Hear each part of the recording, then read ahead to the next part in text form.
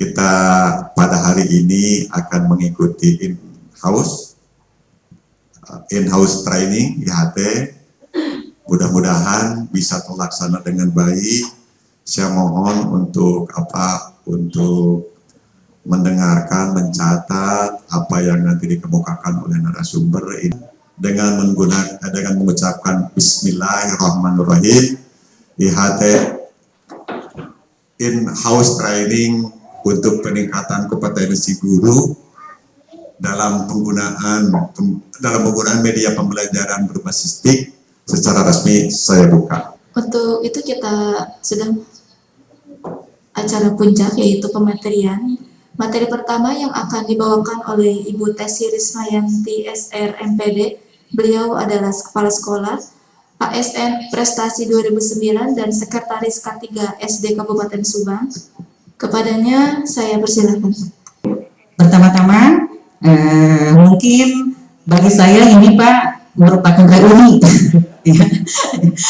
reuni karena saya berasal dari SDN Titim Fatimah, kemudian pindah ke Pelita Karya, sekarang kembali lagi ke Titim Fatimah gitu. Jadi ini merupakan keluarga besar gitu ya. Ini merupakan karunia anugerah yang didapat gitu Pak. Di sini ada Pak Wihendar, Buni ya. Dulu kita sama-sama di Titim, kemudian Pak Wihendar dengan saya diculik Pak. Diculik ke Pelita Karya ya. Kemudian ya sekarang alhamdulillah bisa bersama-sama kembali di SDN Titim Fatimah. Kepada Bapak Ketua K3S Jancagak Wilujeng Sumping, selamat datang dalam kegiatan OJL ini. Mudah-mudahan pertemuan hari ini membawa keberkahan bagi kita semua. Amin ya Allah ya Rabbal alamin. Sarehat sadayana. Alhamdulillah. Sebetulnya ketika Pak Dadang meminta saya untuk menyampaikan materi kaitan dengan TIK, saya sendiri tersenyum gitu. Tersenyumnya bukan apa-apa, karena bagi Pelita Karya hal TIK sudah biasa ya. Sejak 2011 sejak 2012 ya, Mbak Uti kita membuat visi misi ya, saat itu masih teringat gitu bahwa untuk program unggulan di Pelita Karya itu kaitannya dengan TIK. Nah, kemudian sekarang Pak Dawan mengadakan in-house training kaitan dengan peningkatan kompetensi guru dalam penggunaan media pembelajaran berbasis TIK. Ini diambil dari hasil analisis SPMI ya Pak Dadan. Nah, oleh karena itu ketika Pak Dadan memberikan materi kaitan dengan guru wajib tingkatkan kompetensi sesuai kodrat zaman, mudah-mudahan hal ini hanya sebagai feedback saja Pak. Pamit HP mah dicas gitu, karena saya beranggapan guru-guru SDN Pelita Karya dan Titim Fatimah sudah pada is the best gitu kaitan dengan TIK. Lalu halo, kita sih kan cacan sarapan ya, atau sarapan cacan ya. Mangga sambil sarapan ya. Nah, ini kaitan dengan peningkatan kompetensi guru dalam pembuatan media dan bahan pembelajaran berbasis TIK.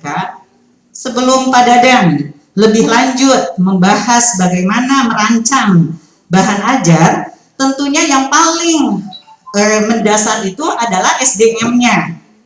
SDM itu siapa? Di sekolah itu kan yang namanya SDM, ada peserta didik, kemudian ada guru, kemudian ada siapa lagi? Orang tua, ya. Orang tua pun itu sama, merupakan sumber daya manusia yang ada di sekolah, gitu. Yang paling pokok yaitu gurunya, gitu. Bagaimana guru harus memiliki rasa bahwa TIK itu dibutuhkan untuk menunjang proses pembelajaran. Karena bagaimanapun canggihnya teknologi informasi yang sekarang memang sudah membumi gitu. Kalau dalam diri kita belum terbersit rasa kebutuhan, itu nonsen gitu Pak. Ya, terus gitu Pak. Jadi tetap harus ada dalam diri kita. Kita harus merubah mindset kita. Dalam kurikulum 2013, percanten ya, sadayana atau semua sudah mendapatkan pelatihan K13. Gitu. Ada kecakapan abad 21 yang memang pada saat itu kita persiapkan untuk menjelang periode emas ya di tahun 2045. Nah, kemudian apa yang terjadi?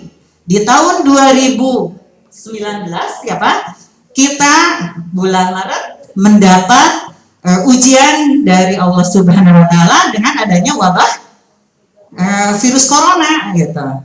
Padahal kalau kita lihat jeda waktu pada saat itu kita belum benar-benar siap melaksanakan pembelajaran K13 yang memang membutuhkan model-model pembelajaran yang aktif, kreatif, inovatif gitu.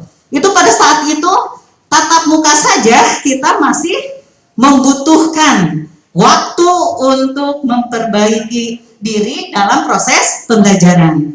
Apalagi sekarang di saat zaman pandemik, gitu. Kita harus memberikan pembelajaran dengan cara daring, online, yang kita ketahui sendiri begitu banyak sekali kendala-kendala. Ya mungkin kalau kita lihat sebetulnya kita bisa mempergunakan akun belajar. Itu pun baru sekarang. Kita ketinggalan gitu. Nah, ketika kita ketinggalan, sedangkan anak-anak kita yang lebih mahir mempergunakan media HP-nya, saya sendiri terus terang Pak, saya belajar melihat aplikasi-aplikasi itu dari siapa? Dari anak saya sendiri gitu. Itu padahal usianya baru 5 tahun gitu.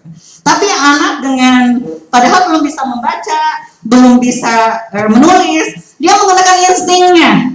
Dia bisa mencari. Jadi trial and error gitu.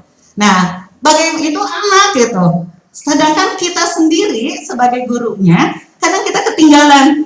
Apakah kita tidak merasa malu dengan kecanggihan teknologi? Anak didik kita lebih unggul mempergunakan teknologi gitu.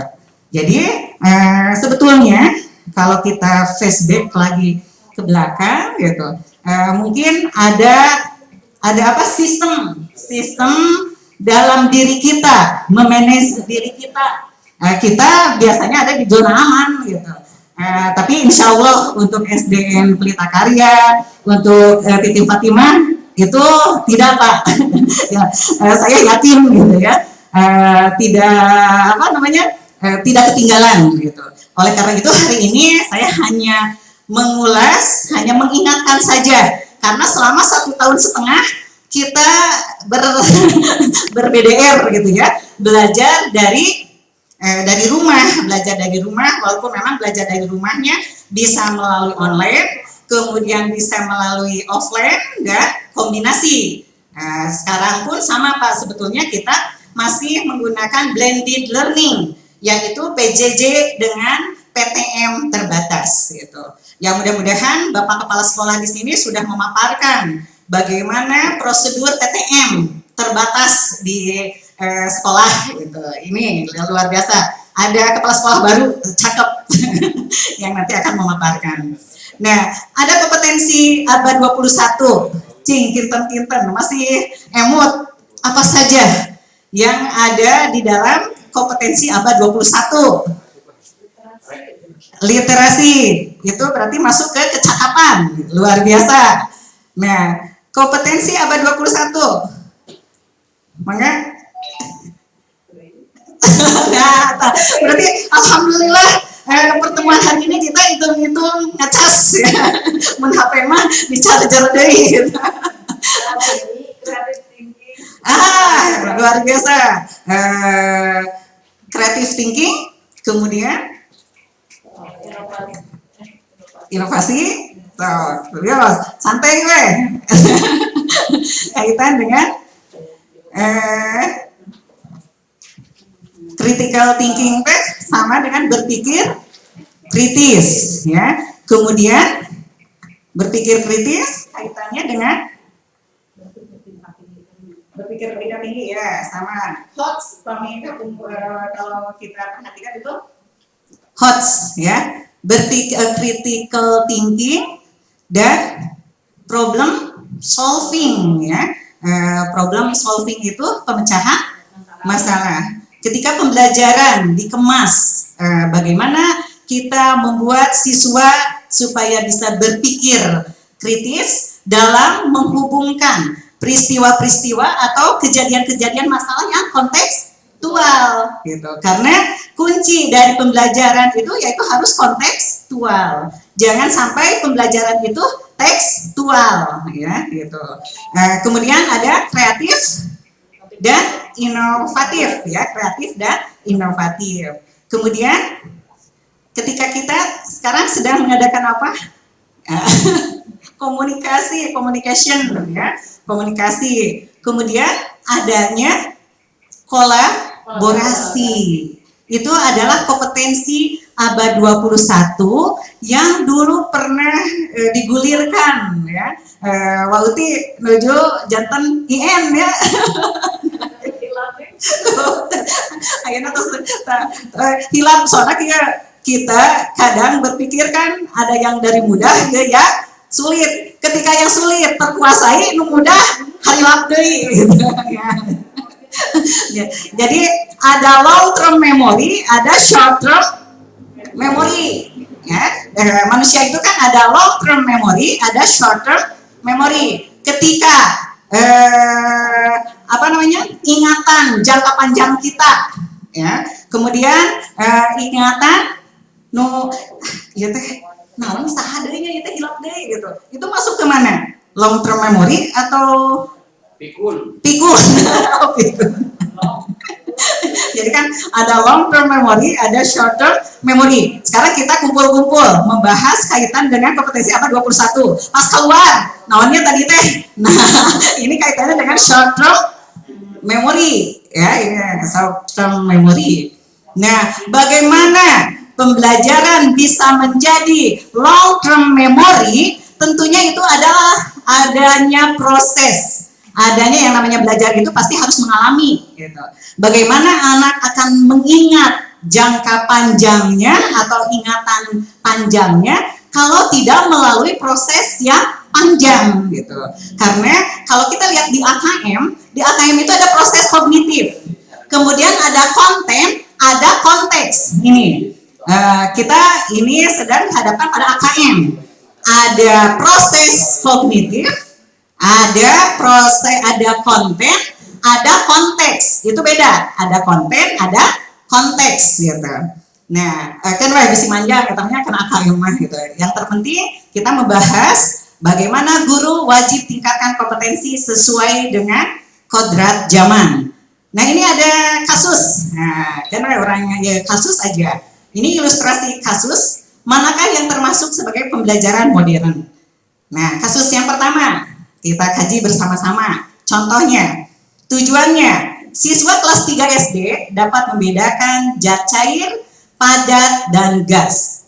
Aktivitas pembelajarannya, kita kan sedang membandingkan pembelajaran yang kita berikan kepada peserta didik itu tanpa menggunakan TIK dengan menggunakan TIK, atau misalnya ini kontekstual atau tidak kontekstual, efektif atau pembelajaran kita tidak efektif, itu kan bisa kita analisis, gitu ya. Nah, ini aktivitas pembelajarannya. Di luar kelas, siswa dibagi dalam 3 kelompok. Kelompok 1 berpegangan erat, kemudian kelompok 2 cukup merapat, kelompok 3 renggang.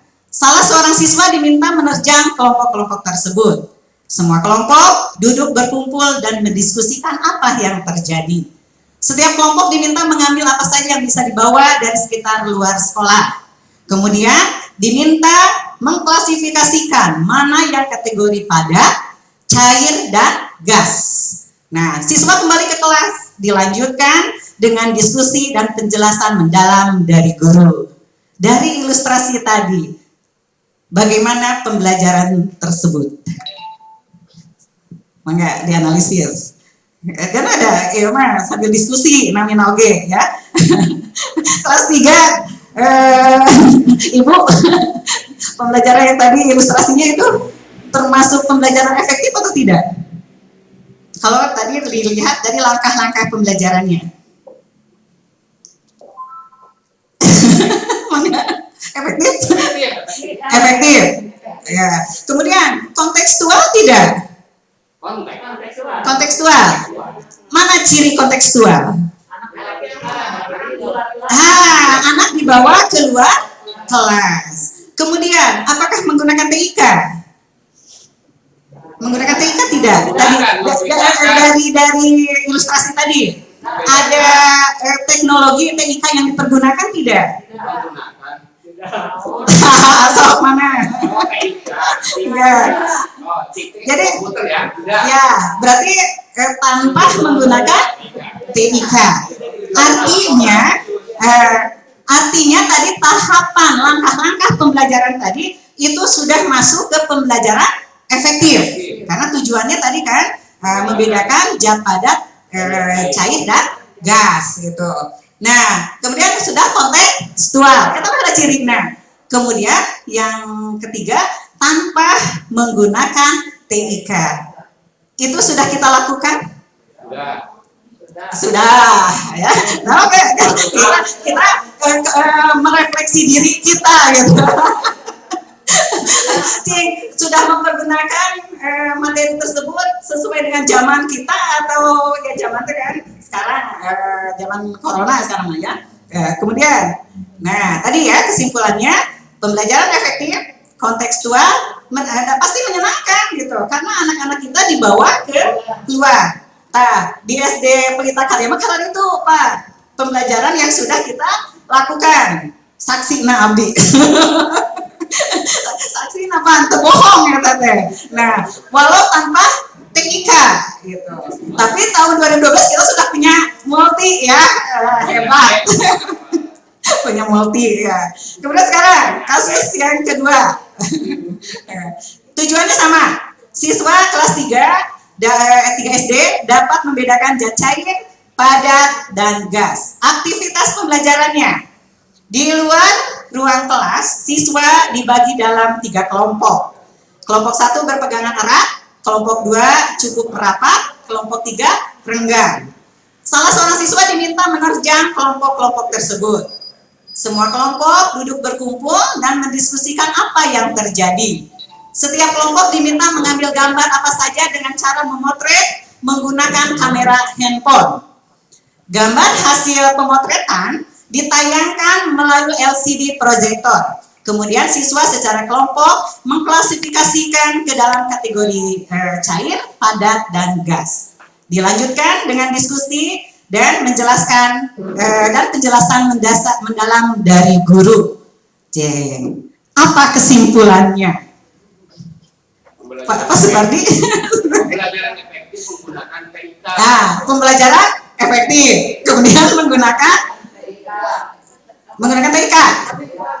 Kontekstual juga. Menyenangkan. Nah, pertanyaannya, sudah dilakukankah oleh kita sebagai guru? Nah, ini jadi hitung-hitung merefleksi dan mengevaluasi diri kita gitu. Karena hanya diri kita yang dapat menilai secara utuh gitu. Dilanjut ya. Nah, ini jadi kesimpulannya pembelajaran efektif, kontekstual, dan menyenangkan dengan TIK. Nah, sekarang ada kasus ilustratif ya ketiga. Tujuan, siswa dapat membandingkan teori penciptaan alam semesta antara yang satu dengan yang lainnya. Aktivitas pembelajaran, siswa dibagi dalam beberapa kelompok kecil.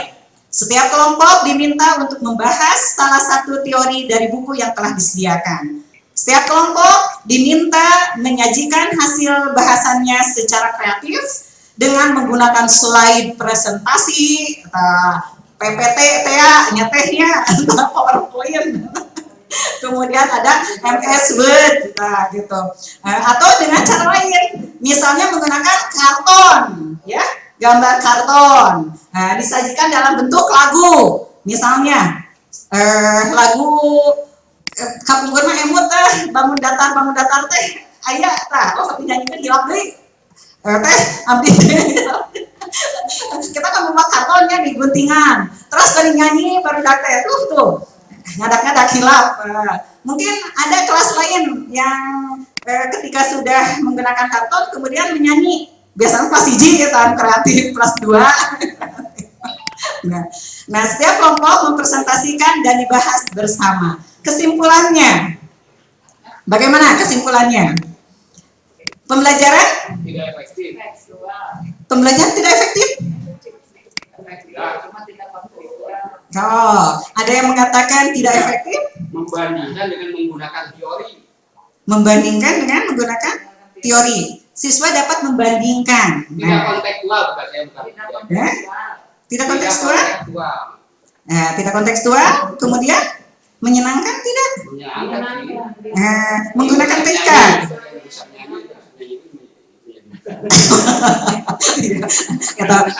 Ya. Nah, kan tadi ya, kalau ada anak yang tidak suka menyanyi, karena kan beda deh. Itu kaitannya dengan gaya belajar peserta didik. Ada yang suka dengan lagu, yang hanya mendengarkan, yang hanya menyimak, kan gitu ya, yang hanya bisa memandang, mengamati gitu. Kalau kita perhatikan kan di pembelajaran menyimak, kemudian menanya, ya, kemudian mengasosiasi, mengomunikasikan. Nah, itu ada naon pembelajaran apa? Scientific. Itu pembelajaran scientific. Nah, kalau kita perhatikan lagi ilustrasi tadi, kira-kira efektif tidak? Ini kan dikelompokkan. Kemudian setiap kelompok diminta untuk membahas salah satu teori buku yang telah disediakan. Jadi disediakan bukunya. Efektif. Nah, setiap kelompok diminta menyajikan hasil bahasannya secara kreatif melalui menggunakan slide presentasi atau misalnya menggunakan karton, kan gitu ya. Berarti kan muncul prakarsa. Emut dina DP tilunya, kapungkurnya maya prakarsa gitu sabaraha prakarsa nanti prakarsa. Nah, kemudian ada karya tidak yang dihasilkan? Ada karya yang dihasilkan, otentik tidak karyanya?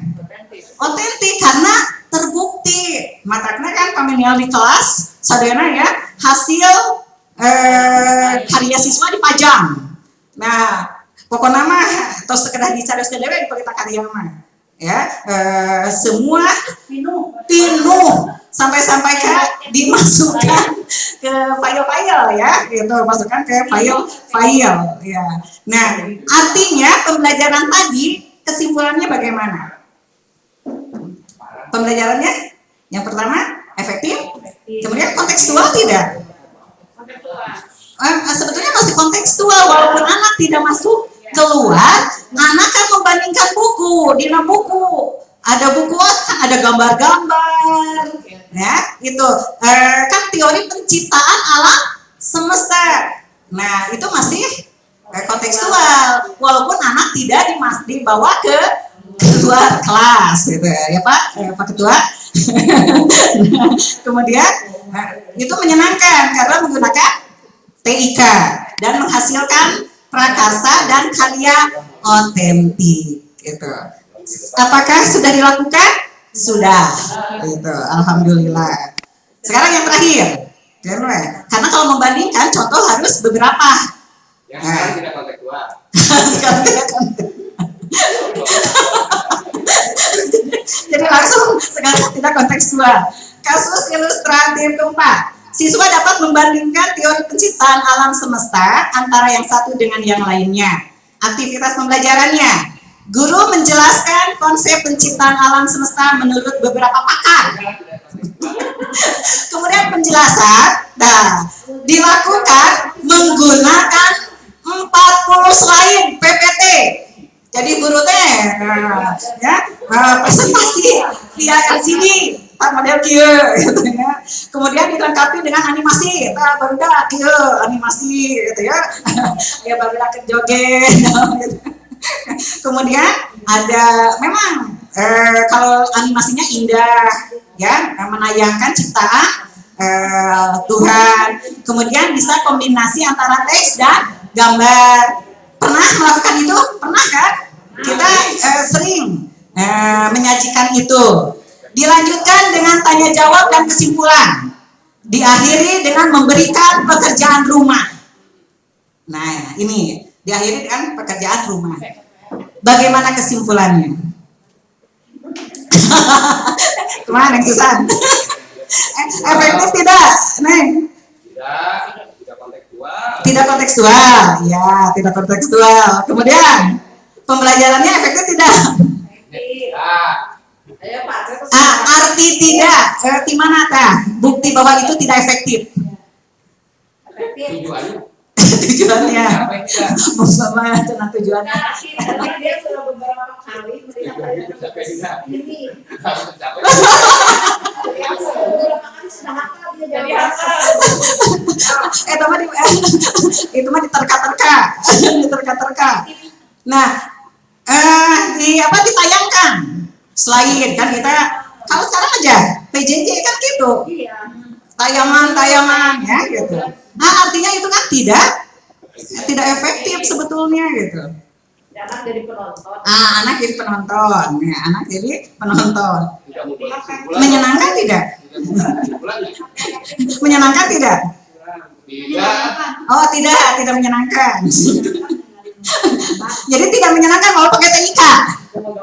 Nah kan ini ya, berarti kuncinya itu ini tidak menyenangkan walaupun menggunakan TIK. Nah kemudian menghasilkan prakarsa dan karya otentik tidak? Tidak. Nah pernahkah kita melakukan itu? Nah kan aku pernah. Kan PDR, nah, kita buka-bukaan aja, ya artinya kita merefleksi saja. Nah, ini kesimpulan dari beberapa ilustrasi pembelajaran yang kita berikan kepada peserta didik. Adapun kalau misalnya ada kelebihan dan kekurangan, karena mungkin disesuaikan dengan situasi kondisi, ya.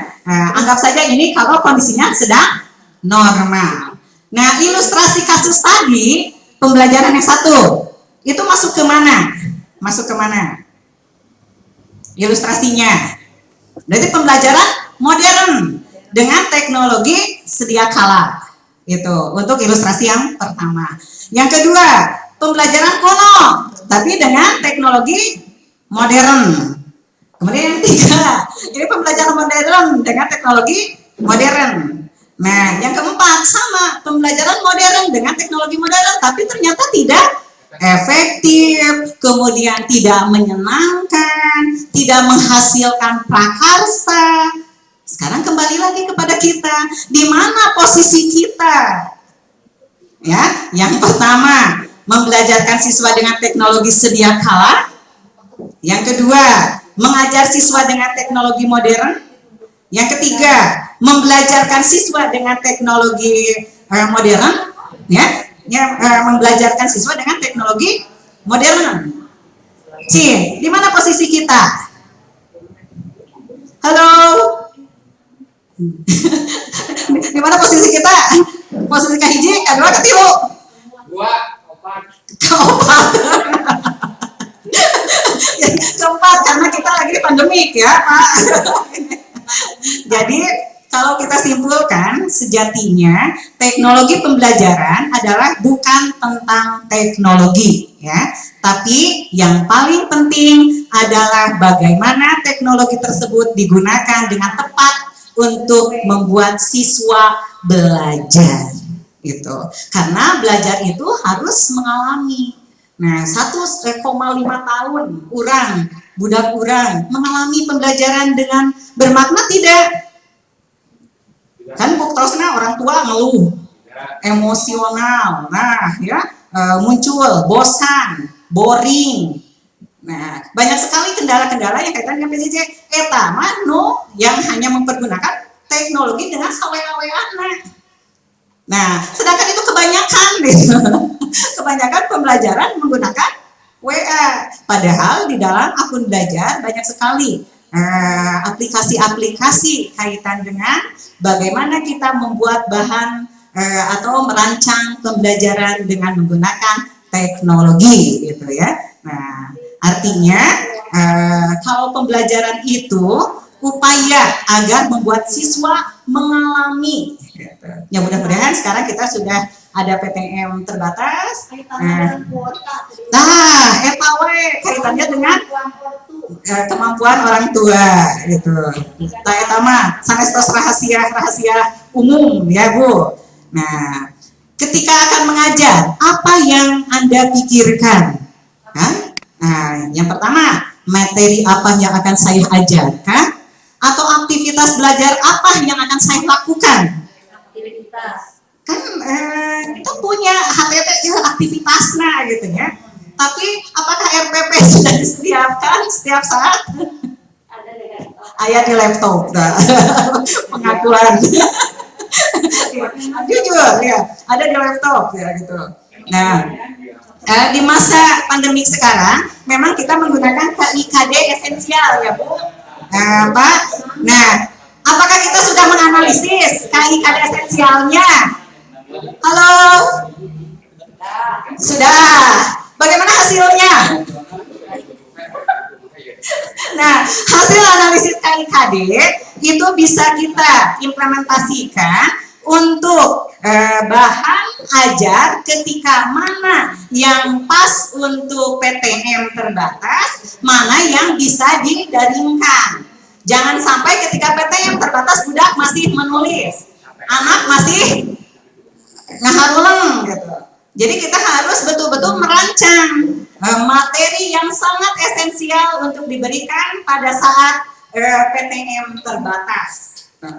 Ngurilingan barudak ayeuna mah teh kalakah naon cing duduk sidakep di luhur meja cali mololoho asa sedih ya, anak tidak bisa mengeluarkan suaranya pada saat pertama masuk sekolah.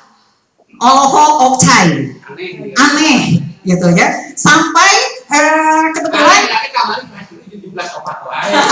ya betul Pak, anak kelas 2 tapi kemampuan kognitifnya pasti masih kelas 1 karena selama 1 tahun penuh anak tidak mengalami pembelajaran gitu, hanya transfer gitu. Kita kan beda ya, yang transfer kan kalau transfer hanya informasi-informasi saja terang-terang jeli kayak di kelas 2. Nah, ini kemarin pengalaman ketika dimonep oleh Dinas Kesehatan Titim Fatimah.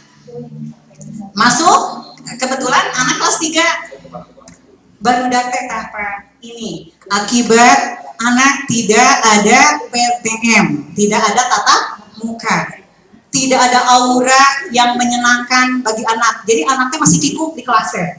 Sampai kepala sekolahnya performan, budak teh merolong. Boleh masih ningali kepala sekolah performan gitu ya. Sampai yang dinas kesehatan pun dia performan gitu. Untuk apa?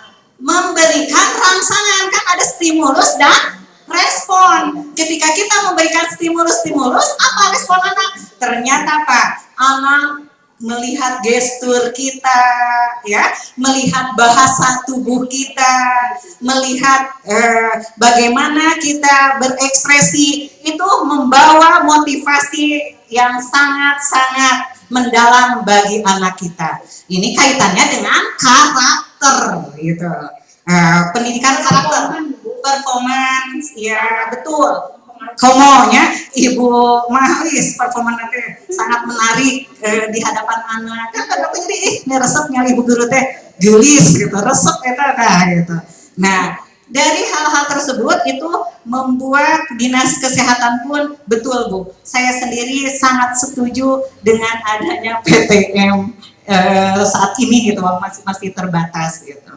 Tapi dilihat dari sekarang kita protokol kesehatan ya yang masih 5M.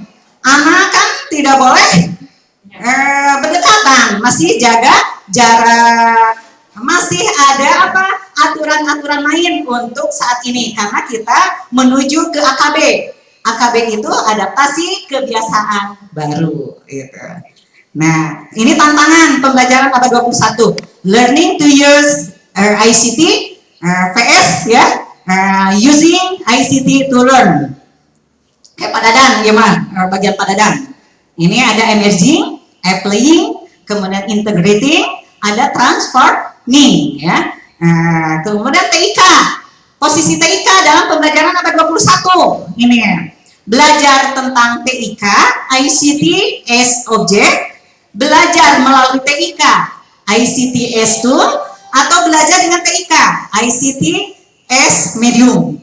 Nah, ini hanya informasi saja, nanti Pak Dadan yang akan lebih gamblang menerangkan. Nah, ini kaitannya dengan kecakapan abad 21 tadi, kompetensi abad 21 dibutuhkan untuk menghadapi tahap abad periode generasi emas ya di 2045 ini generasi emas.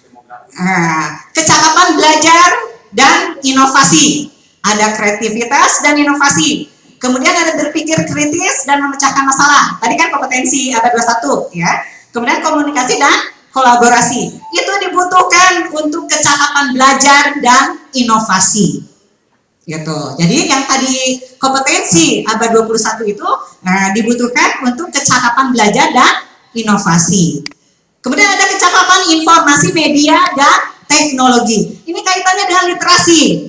Literasi itu kan ada literasi dasar, ada literasi numerik, ada literasi finansial, ada literasi digital, ada literasi budaya, ya. Kemudian nah, yang masuk ke kecakapan informasi, media, dan teknologi ini hanya literasi informasi, literasi media, dan literasi teknologi informasi. Ini untuk menunjang kecakapan informasi media dan teknologi. Nah, kemudian ada kecakapan hidup dan karir. Kita memberikan pembelajaran itu kan tujuannya untuk memberikan life skill pada peserta didik. Bagaimana anak menghadapi hidupnya kelak di kemudian hari, gitu. Artinya ini ada kaitannya dengan karir kita, ya, karir anak. Kita akan menyeberangkan anak kita ke jenjang yang lebih tinggi. Tentunya kita harus memberikan bekal, gitu. Ya, itu bekal life skill, kecakapan hidup. Ya, kecakapan hidup pun itu kan tahapannya dari kelas 1, kelas 2 sampai kelas jenjang selanjutnya itu berbeda-beda kecakapan life skill-nya. Anak kelas 1, apa kecakapan life skill-nya? Pertama, dia bisa bangun tidur tanpa dibangunkan, kemudian mandi, kemudian ganti baju, dengan sendiri itu sudah memperlihatkan kecakapan hidupnya, life skill-nya. Itu kan hal-hal yang sepele gitu. Anak bisa makan sendiri, anak dengan mandiri tanpa ibunya disuapin, ini juga masuk ke kecakapan hidup. Kalau ketika kita akan memberikan daring, ada kognitif kan, ada yang non kognitif. Apakah ibu pernah atau sering memberikan rangsangan-rangsangan non kognitif? Halo, sering, contohnya? Waktu daring kan tidak hanya hasil, prosesnya difotokan gitu. Oh, difotokan. Difotokan namanya? Ya, sesuai dengan konteks pembelajaran. Berarti itu masuk ke keterampilan atau pengetahuan? Keterampilan. Nah, kalian melakukan. Nah, kalau non kognitif artinya itu kaitannya dengan sikap. Ya, ada sikap spiritual, ada sikap sosial gitu. Nah, anak-anak sudah bangun nah gitu. Itu adalah salah satu contoh-contoh non kognitif. Sudah makan belum? Sehat? Bagaimana keadaannya sekarang? Kan itu ya, itu non kognitif. Pamidina tahapan pembelajaran mah tahapan persepsi gitu. Anak jangan dulu diberikan pembelajaran kalau anak belum siap gitu. Jadi pengkondisian gitu. Gitu. Ngadongeng lah gitu. Ngadongeng. Nah, kecakapan hidup dan karir. Yang pertama kita harus luwes dan mampu beradaptasi. Contohnya sekarang kan kita di KB, adaptasi kebiasaan baru. Ketika masker memang sudah menjadi kebutuhan. Kemudian ketika kita jaga jarak, kemudian kita ketika cuci tangan, baheula lama cuci tangan teh itu unggal tidak setiap saat gitu ya, hanya makan atau misalnya dari WC. Kalau sekarang kan tidak, kita langsung otomatis. Malahan mungkin kalau sudah cuci tangan sudah salaman. Tapi sekarang tidak tersinggung. Coba menbaheula. Pas salaman langsung cuci tangan. Wah, eta kasinggung pisan. Nah, kalau sekarang tidak akan tersinggung. Gitu. Memiliki inisiatif dan mengarahkan diri, memiliki kemampuan sosialitas budaya, produktif dan akuntabel. Itu kecakapan hidup dan karir. Nah, ini kaitan tadi ya untuk apa? Halo? Tadi itu kecakapan abad 21. Jadi ada 3 ya. Ada kecakapan belajar dan inovasi, ada kecakapan informasi media dan teknologi, dan kecakapan hidup dan karir. Nah, kemudian apakah ibu-ibu pernah mendengar profil pelajar Pancasila? Halo, nah bisi ya tinggalin. Teu apal di naon profil pelajar Pancasila? Iya, aya guru penggerak. Nah, sekarang kita dibumingkan ya dengan profil pelajar Pancasila. Nah, matak diulas lah. Bisi tacan nguping kayak isian cenah pelita karya aya guru penggerak teu apaleun. Nah, ini dulu PK ya, penguatan pendidikan karakter. Masih emot. Salam PPK. Cerdas, berkarakter, menyenangkan, luar biasa, hebat. Nah, itu salam PPK. Kemudian yang kedua, tepuk PPK. Religius. Prok religius, prok nasionalis, prok mandiri, prok integritas. Nah, ini penguatan pendidikan karakter. Ini agak sama sebetulnya, ya. Profil pelajar Pancasila yang pertama itu beriman, bertakwa kepada Tuhan Yang Maha Esa dan berakhlak mulia.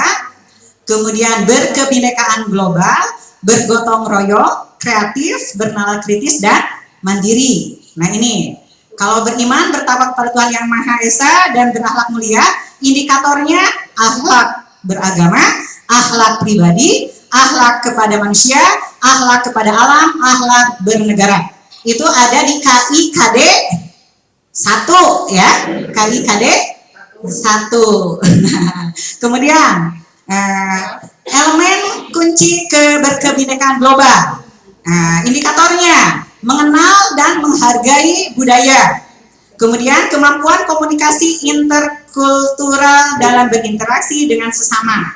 Kemudian refleksi dan tanggung jawab terhadap pengalaman kebinekaan.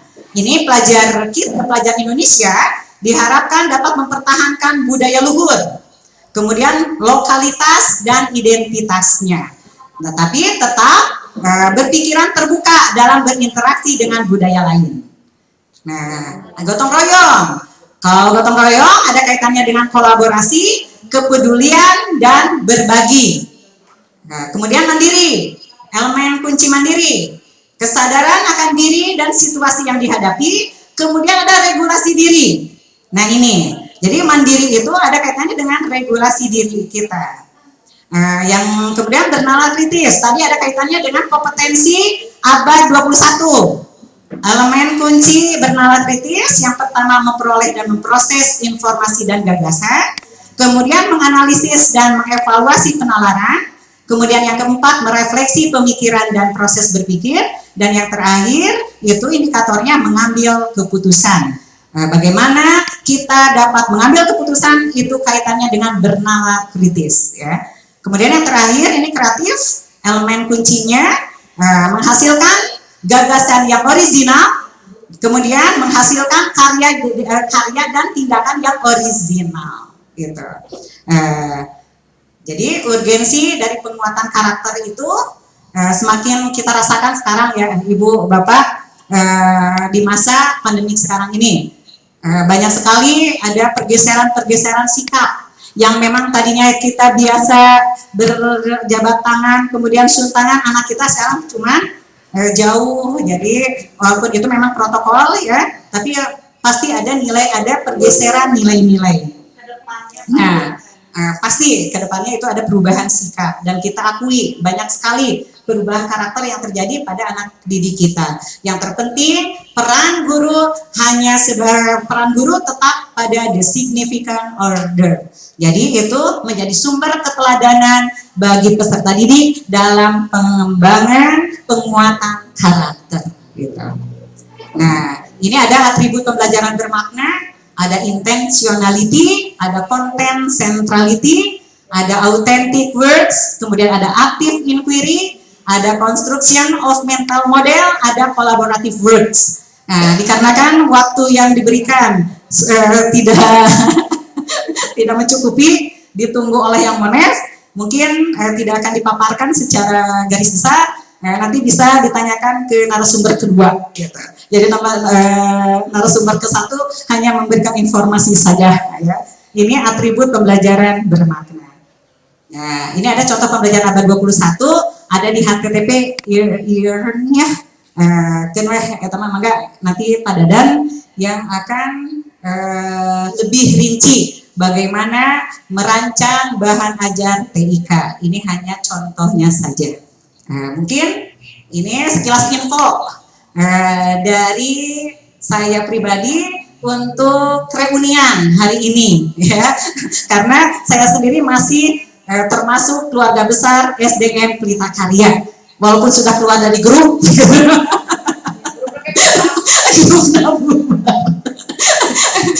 tapi tetap Pelita Karya ada di hati ya. Asal bukan Pak Ara yang ada di hati gitu ya, tapi Pelita Karya ada di hati gitu. Tapi mudah-mudahan dengan ilmu kita yang masih sekecil debu ya, tidak ada apa-apanya, ini akan membawa kebarokahan bagi anak didik kita, bagi keluarga kita. Amin ya Allah ya Robbal Alamin. Untuk sementara karena mungkin nanti ada pertemuan lagi, jadi ya sebabnya sementara gitu ya. Tapi diakhiri karena waktu ditunggu oleh monitoring, saya tutup. Mohon maaf yang sebesar-besarnya jika ada perkataan yang tidak mengenakan. Terima kasih atas segala perhatiannya. Saya tutup. Wabillahi taufiq wal hidayah. Wassalamualaikum warahmatullahi wabarakatuh. Terima kasih kepada Ibu Tesi Rinsmayanti SR MPD. Sami-sami, yuk, siapa? Dia aja.